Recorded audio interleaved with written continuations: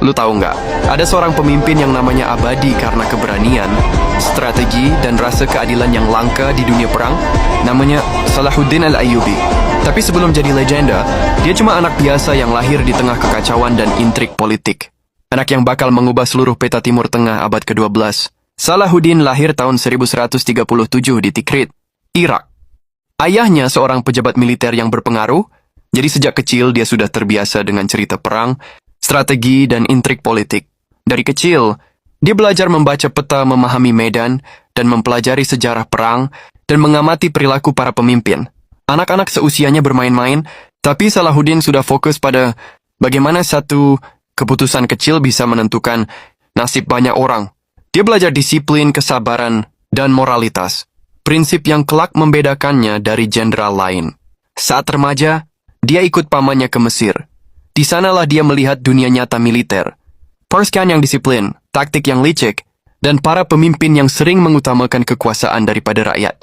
Dari pengalaman ini, dia mulai membentuk visi tentang kepemimpinan yang kuat sekaligus beradab. Di usia 30-an, Salahuddin menjadi wazir Mesir, posisi tertinggi kedua setelah penguasa. Tapi ambisinya tidak berhenti di sana. Dia ingin menyatukan wilayah Muslim yang tercerai-berai demi menghadapi ancaman dari tentara salib. Tapi perjalanan Salahuddin bukannya tanpa celah. Di awal kariernya, dia pernah menghadapi salah satu kekalahan terbesarnya di pertempuran Mongisard.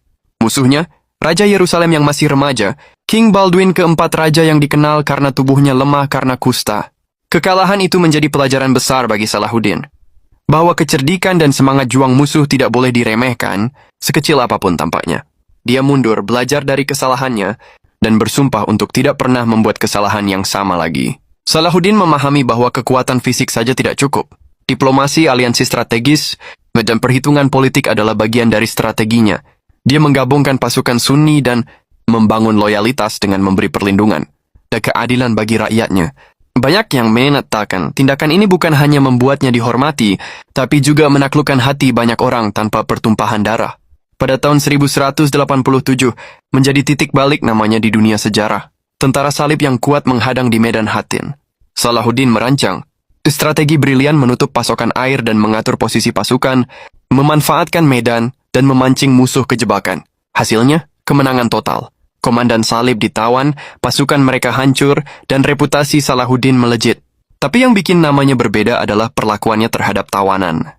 Dia memberi pengampunan pada yang menyerah, menunjukkan bahwa kekuatan bisa sejalan dengan kemanusiaan. Setelah Hattin, Salahuddin bergerak menuju Yerusalem, kota suci bagi Muslim, Kristen, dan Yahudi. Lawan-lawannya mungkin mengharapkan pembalasan brutal,